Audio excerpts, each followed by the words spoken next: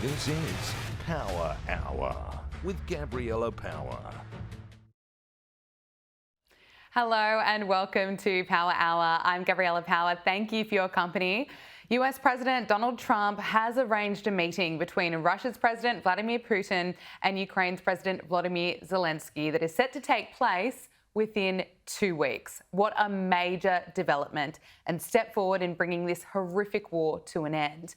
Now, President Trump hosted Zelensky and European leaders at the White House today, and the president is optimistic that peace is within reach. And it's not just Donald Trump touting the progress that's being made. This is Finland's President Alexander Stubb acknowledging just how significant the events of the past couple of weeks have been.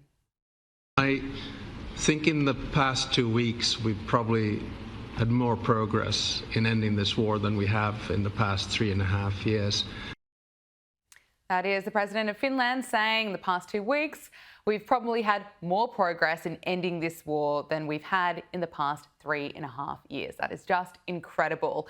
The president posted that his meeting at the White House today with President Volodymyr Zelensky of Ukraine, President Emmanuel Macron of France, President Alexander Stubb of Finland, Prime Minister Giorgia Meloni of Italy, Prime Minister Keir Starmer of the United Kingdom, and Chancellor of Germany, Friedrich Merz, President of the European Commission, Ursula von der Leyen, and Secretary General of NATO, Mark Rutte, was a very good one. He posted that during the meeting, we discussed security guarantees for Ukraine, which guarantees would be provided by various European countries with coordination with the United States of America. Everyone is happy about the possibility of peace for Russia-Ukraine. At the conclusion of the meetings, I called President Putin and began the arrangements for a meeting at a location to be determined between Putin and Zelensky. Now, after that meeting takes place, we will have a trilat, which would be the two presidents plus myself. This comes just 2 days after Donald Trump met with Russian President Vladimir Putin in Alaska. And when Putin arrived at the military base, a B-2 stealth bomber flew over the two leaders in a clear display of US strength and power. Although Donald Trump went into the meeting insisting that he would be demanding a ceasefire, he wasn't able to achieve that, and Trump has since shifted his position and argues that negotiations over a ceasefire could potentially get in the way of a larger peace deal. And peace deal, well, that is, of course, ultimately what we all want. But US Special Envoy Steve Witkoff confirmed that Russia offered encouraging signs, including that Putin agreed to allow the US and European nations to give Ukraine security guarantees. And President Trump is confident that real progress is being made to bring this war to an end. Here he was on Sean Hannity after the meeting with Putin. Why? Is it to save lives? Do you want a safer world? Yeah, number one, to save lives in all cases, because wars are wars. When you see what would have happened with Cambodia as an example. Now, I'm not involved, but I was involved in negotiating a trade deal, and I said, you guys are going to be fighting Thailand, Cambodia, so many different. Look at India. Take a look at India and Pakistan. They were shooting down airplanes already, and that would have been maybe nuclear. I would have said it was going to go nuclear, and I was able to get it done. Number one is lives, and number two is everything else. Wars are very bad, and if you can avoid them, and I seem to have an ability to end them, to get people together. It may take several more meetings and more time to get there, but we are right now at a point where Putin is agreeing to security guarantees for Ukraine, yet still pushing for territorial demands. But because of Donald Trump, Putin and Zelensky will be meeting in less than 2 weeks. But what I find wild is just how many Democrats and so many people in the mainstream media have been mocking the president and were rushing to declare that the meeting with Putin was a failure. Many of them have just become experts overnight on how to end a war and deal with Vladimir Putin. Here's Connecticut Senator Chris Murphy on NBC. The problem is, in the Senate, the Republican leader won't even bring up a vote, a debate on this bill, because Donald Trump doesn't even want a discussion about these sanctions because he's so worried that it might upset his great friend Vladimir Putin. What is most impactful and what will be most impactful on this war are more weapons for Ukraine. And here's where Putin has the upper hand. And just like the Democrats, the mainstream media just couldn't wait to get on TV and say that Donald Trump failed. Take MSNBC, for example. While covering the meeting between Donald Trump and Vladimir Putin, MSNBC host Nicole Wallace had a meltdown while she was live on air. She couldn't actually stop herself from swearing. Take a look. Russia could bomb anywhere in Ukraine. I mean, it's watching them scrape and struggle to get an American president who supported them, to give them all the weapons they needed to go toe-to-toe with Russia. And to see all that potentially erased by an American president who just doesn't give a shit about democracy. He doesn't care about our allies. He doesn't care about a democratic ally's sovereignty. And just how much progress was made under Joe Biden and Kamala Harris? Well, absolutely none. This war started while they were in power. The media is upset that the red carpet was rolled out for Putin. Yet, whether we like it or not, Putin is a world leader. He is, of course, the bad guy in this, but the criticism is ridiculous. It gets even crazier. Here is Margaret Brennan interviewing Marco Rubio, saying that European leaders were making their way to the White House today to protect Zelensky from being bullied. You know, there is concern from the Europeans that President Zelensky is going to be bullied into signing something away. That's why you have these European leaders coming as backup tomorrow. Can you? No, it isn't. That's not why they're coming as back. That's not true. No, but that's not why. That's not true. They're not coming here tomorrow to keep Zelensky from being bullied. They're not coming. That February Oval Office meeting here in front of television cameras, where President Zelensky. Do you know how many meetings we've had since then? Oh, no, I know. And I was just up in Alaska watching the one with Vladimir Putin where a red carpet rolled out. No, but with Zelensky, we've had more meetings. We've had one meeting with Putin and like a dozen meetings with Zelensky. So, but that's not true. They're not coming here tomorrow to keep Zelensky from being bullied. They're coming here tomorrow because we've been working with the Europeans. We talked to them last week. There were meetings in the UK over the previous weekend. And they said President Trump was going to demand a ceasefire as early as Thursday. No. But you said that they're coming here tomorrow to keep Zelensky from being bullied. They're not coming here tomorrow. Oh, this is such a stupid media narrative that they're coming here tomorrow because Trump is going to bully Zelensky into a bad deal. We've been working with these people for weeks on this stuff. They're coming here tomorrow because they chose to come here tomorrow. We invited them to come. We invited them to come. The president invited them to come.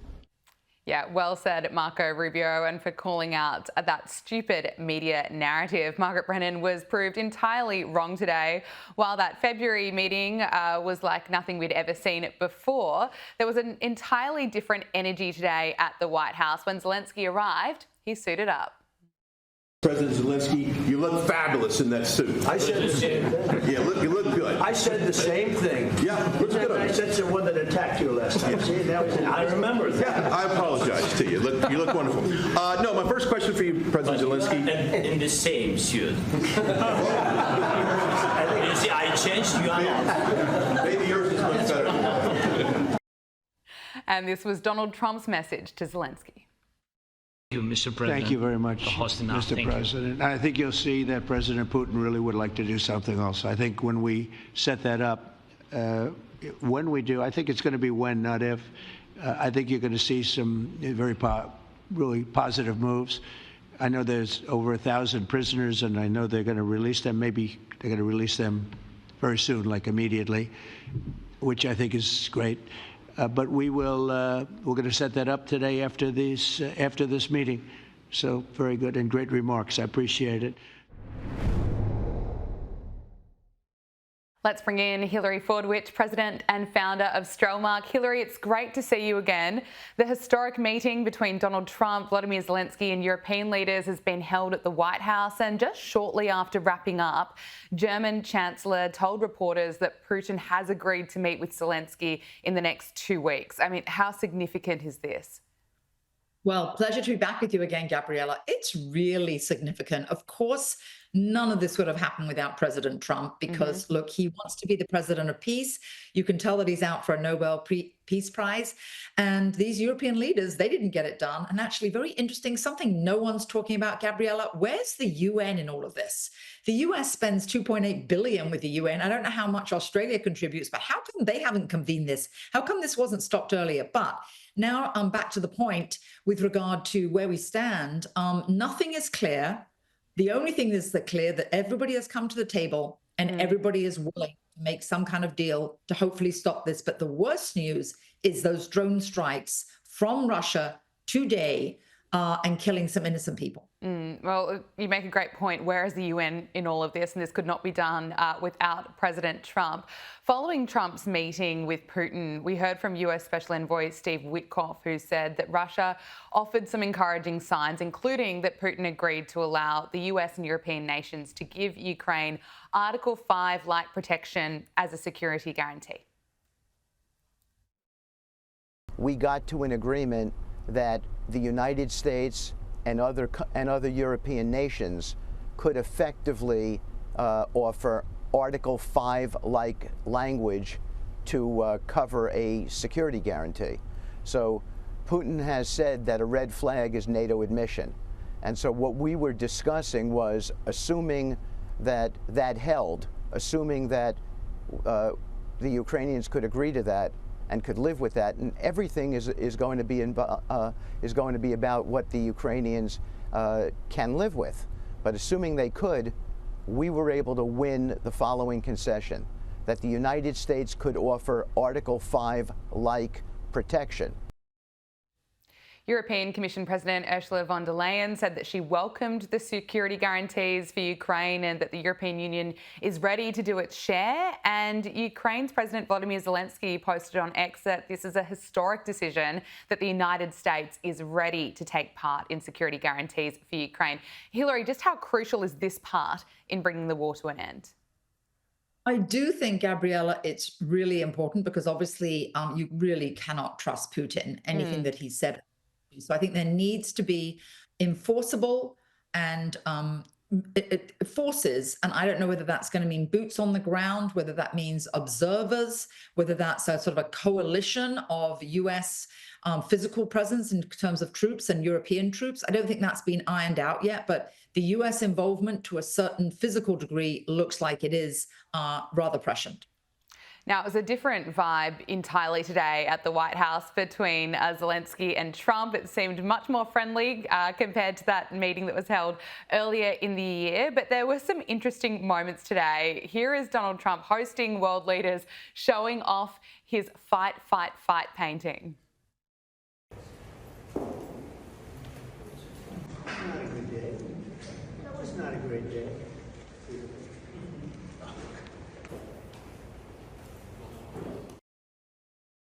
He has to make sure no one is missing that. And here is Italy's brilliant Prime Minister Giorgia Meloni rolling her eyes when the Chancellor of Germany tries to lecture Trump. And let's try to put pressure on Russia, because the credibility of these efforts we are undertaking today are depending on at least a ceasefire from the beginning of the serious negotiations from next step on. So I would like to emphasize this aspect and would like to see a ceasefire from the next meeting, which should be a trilateral meeting wherever it takes place. It's certainly not the first time she's been caught on camera rolling her eyes during high-level meetings. What do you make of that reaction? Well, I think you're correct about her rolling her eyes. It's not the first time, but also it was also the grimace caught my attention, the way she's pursing her lips with a grimace at what he was saying. I actually remembered that when Trump was introducing all of those leaders at the beginning of the meeting, it actually fascinated me how he did, compliment each one. And he said that Keir Starmer was his friend and is doing a good job. I don't know how he thinks he's doing a good job or where he thinks he's doing a good job. But so certainly Giorgia Meloni, she is obviously doing very well in Italy and just what Italy needs. And I think she was disgusted, and you can see that on her face. I want to talk to you about the media's reaction and the media's kind of meltdown when covering the meeting between Donald Trump and Vladimir Putin. I mean, outlets like ABC, CBS were freaking out that the red carpet was being rolled out and there was a warm handshake. And MSNBC host Nicole Wallace was cursing on air while saying that Trump doesn't care about democracy. And then another host claimed that she was more prepared than Donald Trump for a meeting with Putin. Look at this. The possibility of sanctions, it is not clear that any of that was discussed. It is possible we were more prepared for this meeting than he was. Oh, you probably take that to the bank. I mean, even from MSNBC and looking at their standard of coverage, which is pretty low, they're just outrageous claims. Well, you know what, Gabriella? They can whine all they want. They can complain all they want. Biden never got this done. Putin went into Crimea under Obama's watch and nothing was done. And that gave him the signal that anytime there's a Democrat in the office, you can do what you want, because certainly he did not make an incursion while President Trump was in office in his first term in 2016. Crimea happened in 2014. So they can whine all they want. Like I said, it's the Democrats' basically fault for letting Putin, give me a naughty child and I'll give you a weak parent. And we had a weak presidency with Obama and Biden in terms of things abroad, and that's the result. I want to talk to you about what's been happening in the UK over the weekend. Hundreds of protesters gathered near an asylum hotel after a migrant in his 20s was arrested on suspicion of assault. Now, The Sun reports that 6 demonstrators were arrested during the protest outside the Britannia Hotel. But Hillary, it really seems like there is a lot of frustration in the UK at the moment. It was reported last week that 50,000 illegal migrants have crossed the channel since Keir Starmer took office, and there's not a lot of signs that this is going to slow down. You're correct there. I was in the UK recently to be on GB News in studio. And one of the things I can tell you is it was all I could do when I was going through customs, although now it's the machines, there's no human beings. I literally wanted to say, while I'm here, where's my free 4-star hotel, free meals, and could I have a new cell phone like the ones they're given, please? And some pounds, that would be really lovely. No, it's a sin that the British taxpayer is paying for this. And I can tell you what's getting even worse is now the government has seen all these protests outside these migrant hotels, and they're 4-star hotels, Gabriella, and they have gaming sets and televisions and game rooms. The only thing that's worse than that is the British government realizes where you have obviously an intense amount of migrants in an easily identified building. Now, instead, what could be worse than that? What they're doing is they're offering landlords 5-year contracts, more money than they'd ever make, and paying for all repairs and improvements to their property. If you're a property owner, how on earth do you say no to that deal? Meanwhile, the British taxpayer, the British citizen, can't find accommodation. There's a housing shortage. And so now the rental market will be consumed by the policies of the 2-tier Keir government. And that is despicable. And there's going to be more surveillance as that unfolds, as well as what you mentioned earlier, which was the crime. Yeah, no, it's a serious issue. Hillary, I wonder if you could give some Australians some advice, because it's been revealed that Australians are more concerned about Donald Trump's tariffs than the rising Chinese military threat. This is according to the latest news poll, which shows that Anthony Albanese's performance levels have returned to positive territory for the first time in 2 years. I mean, are you shocked reading about what's happening here in Australia and how Australians kind of feared Donald Trump's tariffs more than China?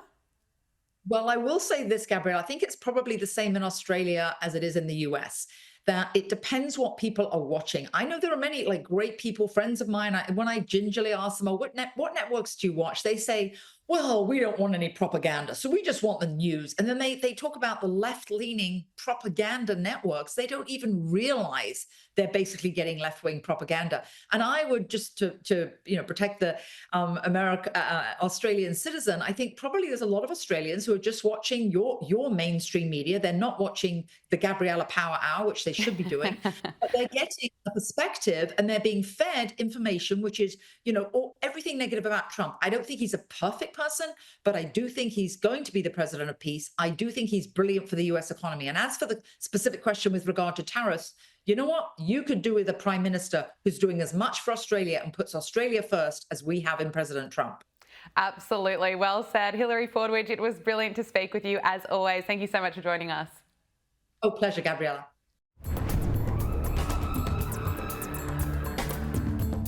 It's time for Media Meltdowns, and I think Joy Reid might have a crush on Donald Trump because her obsession with him is getting a little weird. He's not handsome, he's not suave, he's not brave. She sounds like a schoolgirl who's upset that the popular guy doesn't like her back, lashing out at his appearance and claiming that he's not brave, which is a bizarre criticism especially of someone who's taken a bullet for America. But I think Joy Reid may be suffering from not just TDS, but some anger management issues masked with her weird obsession with Donald Trump, because her deranged rant continues and gets even more personal, taking aim at his marriage. His marriage is a fraud. Melania clearly won't even touch him. The last time she let him touch her, they had Barron. Clear that he ain't touching her now. He doesn't believe in marriage. He doesn't have morality. Doesn't believe in marriage. I'm sorry, Joy Reid. I think someone might be a little bit jealous of Melania, and we can't all be as exquisite as the First Lady. But what would a Joy rant be without making it about race? Let's take a look at this. He's a up, but he's able to be a success because white America keeps saying, no, that guy is what success looks like. There it is again, Joy Reid, the multimillionaire, blaming people with white skin for the president's success. And the sacked MSNBC host's anti-white, anti-Donald Trump rant went on for more than 4 minutes during her live stream of a Welcome to Joy's House on Substack. And it gets crazier. Donald Trump is the physical embodiment of all of America's sins. Yeah, I agree completely. Right? He's sloppy. He's unkempt. Everything about him is false. His hair is a pretense of non-baldness. He's old, but his followers try to pretend that he looks like Superman. He's a terrible businessman and a failure who gets to fake success because he's white, so banks keep lending him money.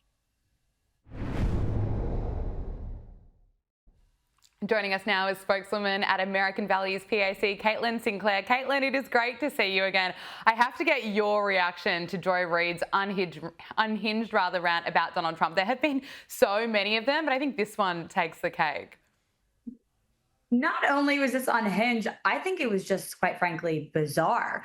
And my first reaction or message to Joy Reid is, well, Joy, guess who still has a job and you don't? Donald Trump is still the president of the United States last time I checked.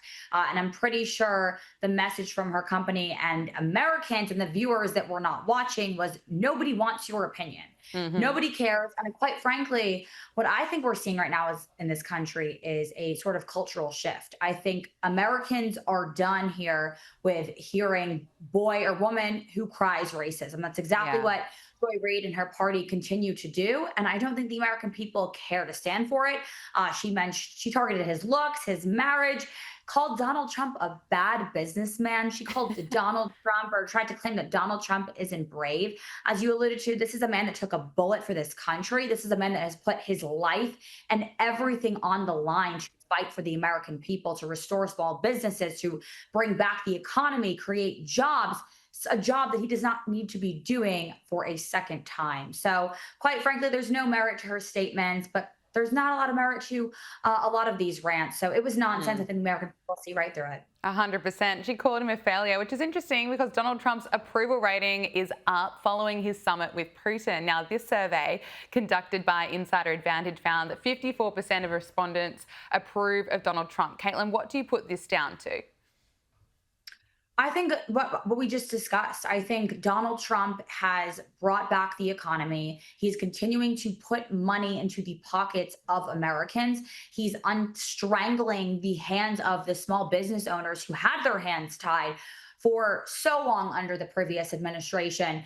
And the other thing is he is perfectly sitting at that intersection of politics, of pop culture. He's dominating the airwaves with talking about what's going on, not just in politics, but in life in general. And he's restoring faith to the younger generations, to my generation, the generation coming up behind me, which is Gen Zers. He is giving us that four-letter word, hope and faith in the American dream once again. And I think that's what the polls are showing. Yeah, absolutely. Now, Caitlin, can you bring us up to speed on the Maha movement? Because RFK Jr. has revealed, or he's claimed, that there's this attempt to drive a wedge between him and Donald Trump. What more can you tell us about this? What I can tell you is this is no surprise coming from the establishment, right? Coming from the media. RFK Jr. is doing something that should not be divisive. He's trying to make America healthy again. So what's happening?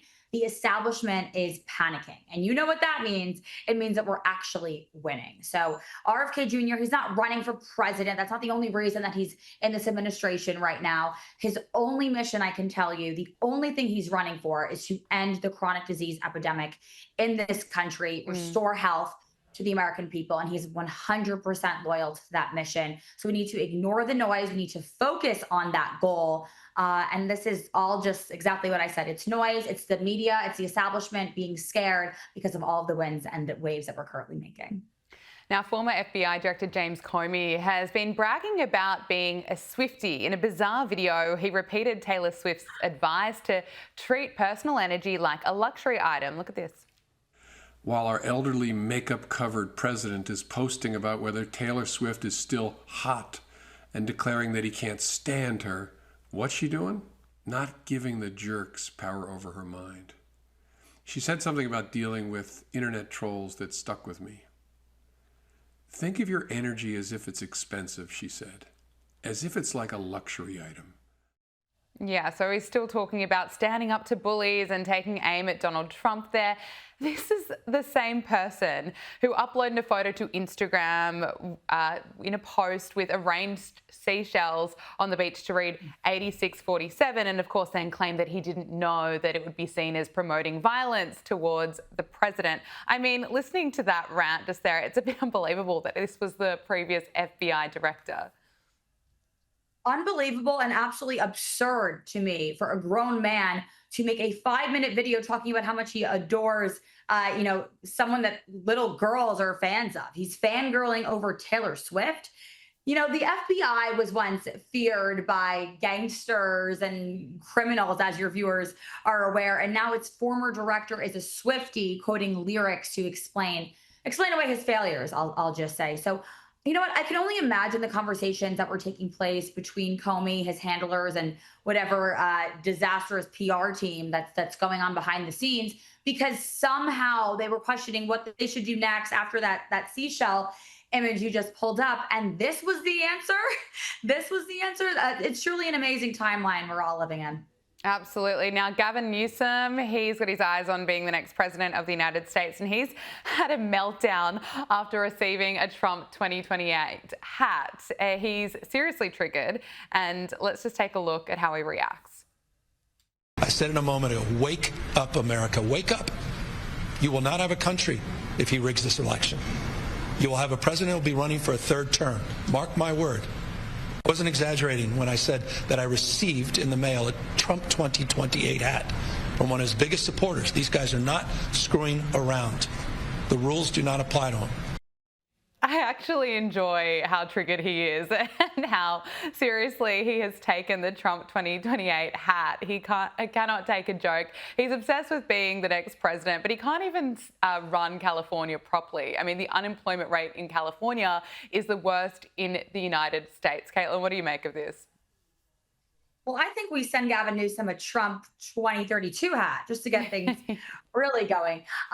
One thing that's very consistent with the far left is they have zero sense of humor, and they cannot recognize when they're being trolled. This has happened time and time again. Donald Trump is the ultimate troller. That's exactly what that hat that he allegedly received was. It was trolling. But Gavin Newsom warning us that Donald Trump is overstepping power, that's just peak comedy to me, and I'm sure to all your viewers as well.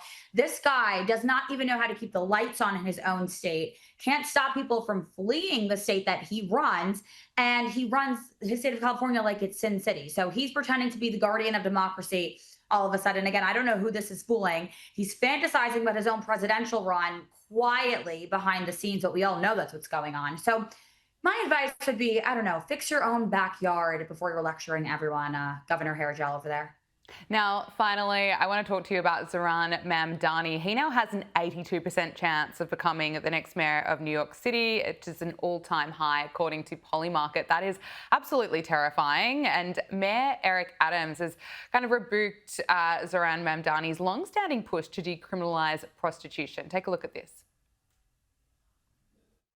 Number one, as a man who said he's of faith, I don't quite understand what religion supports prostitution. And I think he's lost on the fact that sex trafficking is very much part of prostitution.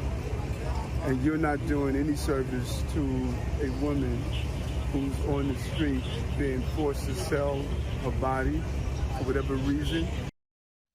Caitlin, we know Zohran Mamdani's track record. We know that he's previously called to defund the police. And what are your thoughts, obviously, on him and what's going to happen to New York City if he gets in?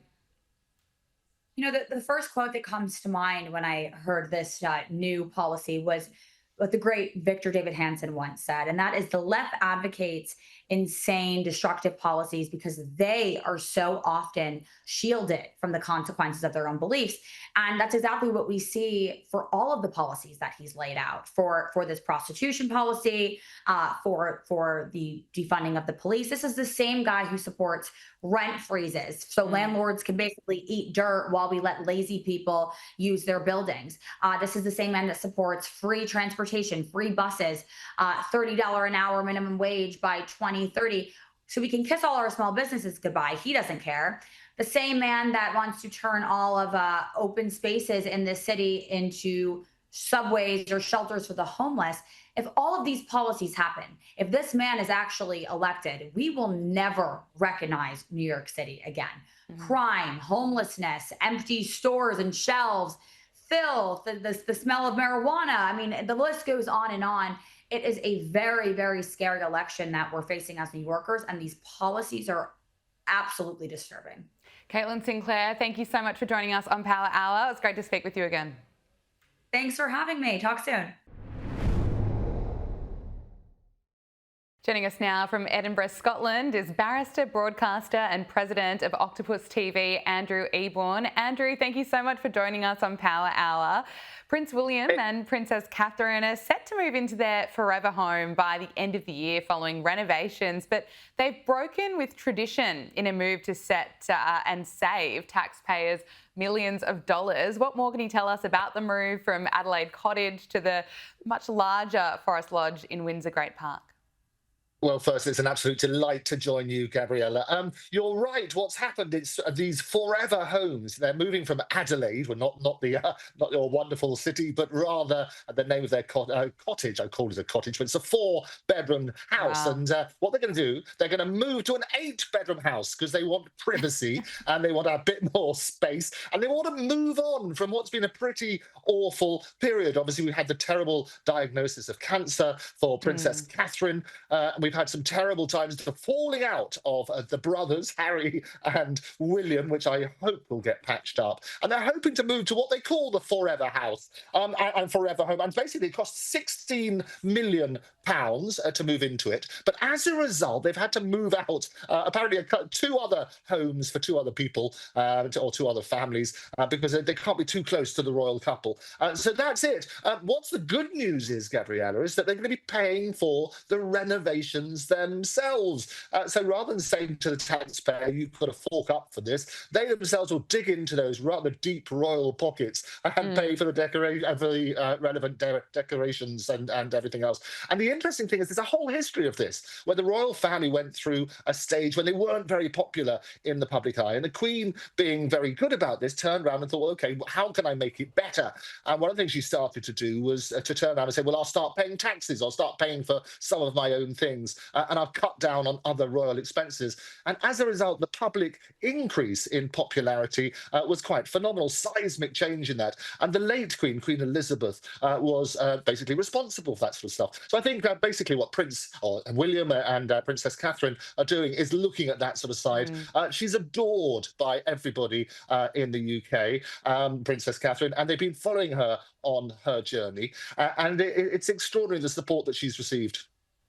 And you can absolutely see why she is so popular. As you mentioned, a time to kind of get away from a lot of the drama. There was plenty of drama surrounding Prince Harry. He's, of course, no longer popular at all. And interestingly, historian Andrew Lowney has not removed allegations about Prince Harry's relationship with Prince Andrew. These are allegations that were made in his new book entitled Details the Rise and Fall of Prince Andrew, including details about his ex-wife Sarah Ferguson, details about his friendship with Jeffrey Epstein, and as well as the alleged mistreatment of staff. But tell us about the claims that were made, and now extraordinarily that Andrew Langley is not going to remove them. It is extraordinary. And you think of all the things that they mentioned, and you talk about Epstein and the various allegations there, and the allegations of bullying. What would cause somebody to issue a legal letter? Well, yet again, Prince Harry steps up for that. And basically, it's two things. One is the alleged altercation between Prince Andrew and Prince Harry. And the other was an alleged comment that Andrew made about Meghan Markle, now obviously Harry's wife. And the suggestion was that there was a fight between Andrew and Prince Harry. And the suggestion was that Andrew said, well, Meghan Markle's too old for you. You should look for somebody younger. And Prince Harry denied all of that. He denied all of that. And what happened, Gabriella, is exactly that. They sort of turn around and say, here's a letter before action. We're going to get our lawyers to write a very stiff letter saying it's completely false. HarperCollins and the company within that group sort of turn around and say, well, we're not going to change it too much, but we will put in the audio copy of the book, entitled, as you say, we will put in Prince Harry denies the claims. So that has gone in. But he's very litigious. We've had a number of cases. He's kept the courtrooms very, very busy for all sorts of cases. And this is the latest threat. But of all the things to come out, I say it's those two things. It's Prince Harry to sort that, rather than you think Prince Andrew and the various other claims in the book. Yeah, it's wild, isn't it? Now, Prince Harry and Meghan Markle have signed a new deal with Netflix. I mean, Meghan Markle was absolutely mocked for her season that went on air earlier this year. But what can we expect from this one? Well, it's a significantly downgraded deal is what it is. And if you remember the fanfare there was for the original Netflix deal, a reported $100 million and that golden handcuff deal as a result. This is what's called a first look deal. I'm here in Edinburgh in the middle of the night at the TV and Film Festival and also the Fringe Festival. And obviously all the great TV executives from around the world are here. And what a first look deal is exactly that. What they have is they turn around, they might have lots of different projects, and Netflix will have the right to say, oh, I quite like that, or no, I don't. And as a result, that's what it is. So there's no real money other than you pay a certain amount for that first look, but there's no guarantee. And I think that's the important point. But it's certainly downgraded. It's certainly a sort of rather than the megawatt deal that they had for the 100 million. And there was also reports of tensions between the Sussexes and the massive Netflix as a result of the previous Harry and Meghan. And you might remember they wanted to have this reveal before all sorts of wonderful, sensational headlines. And Harry came out with his book Spare Us All. And the reality was that he revealed a lot of those stories which were supposed to be exclusive to Netflix in that. So there's reports of tension between the broadcasting giant and the Sussexes. And it's going to be interesting to see how it pans out. But with love from Meghan and stuff like that, I did try the jam. I was sent a sample all the way over to the UK. Yeah, I think you have to pay the equivalent of a house in Windsor Park to get it for shipping.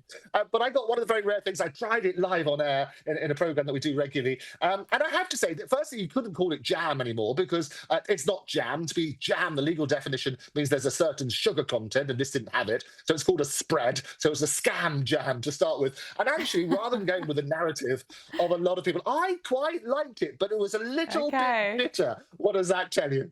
Oh, that's too funny. Well, there you go. I have to ask you about Princess Anne. A new photograph of Princess Anne has been released by Buckingham Palace to mark her 75th birthday. Now, Princess Anne looked elegant as ever in a blue and white dress and a high collar while leaning gently on a window frame. What did you make of it? I love Princess Anne. Lots of people do. She's often said to be the hardest working royal because she gets out there and do things. I've had a joy of working with a lot of Olympics. Went to the Beijing game in 2008 and also there in 2012 in London, various other ones. And she's brilliant. She is absolutely brilliant at going to meet the people, but she's very down to earth. She doesn't like all the faff and kerfuffle of royalty. So she wouldn't normally tell people. And what I love about the inside report report, there's always an insider, isn't there? What I love about the inside report is that she will only tell people and celebrate if it's like a 0. So if she's 80 or 70 or 60 or 50, then she'll celebrate that. But the fact she's only 75, she wanted to keep it secret. And so she wouldn't meet with certain people in case they asked her, how are you going to celebrate your 75th? So apparently she wanted no fuss at all. She wants to be very down to earth. But we wish her a very, very happy returns for this week for her 75th birthday. Absolutely. And finally, royal fans have learnt recently that King Charles doesn't possess a passport or a driving licence. Now, this was revealed in a Reddit post that revealed that the monarch was allowed to travel without a passport and drive without his licence. Now, this would be a surprise to some, but I doubt you were surprised hearing this. What are your thoughts? Well, I wasn't surprised, but I thought it was interesting because a lot of people don't know it. So whilst we go through all the struggles of going through passport control and trying to get those new electronic ones working, how many times do you have to keep sliding that in? He doesn't need it. And the reality of this is that basically it's diplomatic immunity. So several monarchs around the world enjoy this privilege. He doesn't need to travel with a passport. I guess all he needs to do is get out one of those pound notes and he can hold that up and say, that's me. So he works on that sort of basis. But he doesn't need a driving licence. And as the monarch, they enjoy a certain amount of immunity from prosecution as well. So all sorts of privileges, as well as the honours and struggles you sometimes have to have, come with the monarchy. Andrew Eborn, it was brilliant to speak with you. Thank you so much for joining us on Power Hour. Lovely to speak. Look forward to joining you again soon. And that is Power Hour. Thank you for your company. We'll be back tomorrow. Make sure you subscribe to Sky News Australia on YouTube.